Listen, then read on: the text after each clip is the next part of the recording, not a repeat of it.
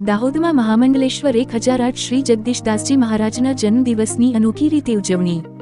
માનવ સેવા, ગૌ સેવા, દિવ્યાંગ સેવા અને વૃક્ષારોપણ દ્વારા દાહોદના મહામંડલેશ્વર 1008 શ્રી જગદીશદાસજી મહારાજના જન્મદિવસની અનોખી રીતે ઉજવણી કરવામાં આવી.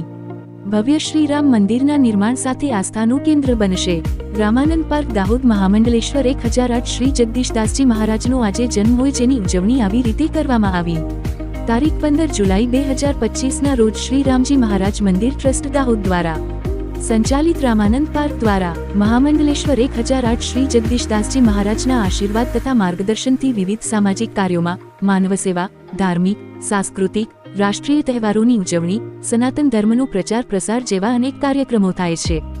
સનાતન ધર્મની જાગૃતિ માટે સતત કાર્યશીલ મહામંડલેશ્વર 1008 શ્રી જગદીશદાસજી મહારાજના જન્મદિવસ નિમિત્તે શ્રી રામાનંદ પાર્ક સેવા સમિતિ, રામાનંદ પાર્ક મહિલા મંડળ તથા દાહોદ જિલ્લા સનાતન વર્લ્ડ પરિવાર દ્વારા સંયુક્ત રીતે રામાનંદ પાર્ક ખાતે માનવ સેવા માટે રક્તદાન કેમ્પ, શૈક્ષણિક સંકુલ નગરાળાના વિદ્યાર્થીઓને નોટબુકનું વિતરણ, વૃક્ષારોપણ, દાહોદની સુરભી ગૌશાળામાં ગૌસેવા તથા અંધજન તેમજ દિવ્યાંગ બાળકોને ભોજન પ્રસાદી સાથે શૈક્ષણિક ચીજવસ્તુઓ તથા સાહિત્યને ઉજાગર કરવા કવિ સંમેલન જેવા વિવિધ સામાજિક અને માનવ સેવાના કાર્ય કરી અનોખી રીતે જન્મદિવસની ઉજવણી કરવામાં આવી.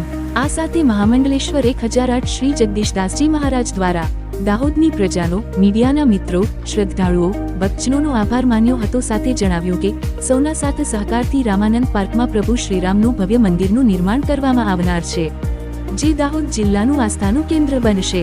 સૌ સનાતની બંધુઓનો સનાતન વર્લ્ડ પરિવાર ગુજરાતના પ્રદેશ પ્રચારક રિંકેશભાઈ પ્રજાપતિએ સૌ ભક્તોનો મોટી સંખ્યામાં જોડાવા બદલ આભાર માન્યો હતો. સાથે જણાવ્યું હતું કે ગુજરાત સરકાર દ્વારા ગૌમાતાને રાજ્યમાતા જાહેર કરવામાં આવે તેમજ ગૌચર પરના દબાણો દૂર કરવામાં આવે. આગામી દિવસોમાં સનાતન વર્લ્ડ પરિવાર રાષ્ટ્રીય હિન્દુ સંઘ દ્વારા ગુજરાતભરમાં ઉગ્ર રજૂઆત કરવામાં આવશે તેવું તેમણે જણાવ્યું હતું. રિપોર્ટ ગોવિંદભાઈ પટેલ સાથે ગોરધનભાઈ પટેલ, લીમખેડા, દાહોદ.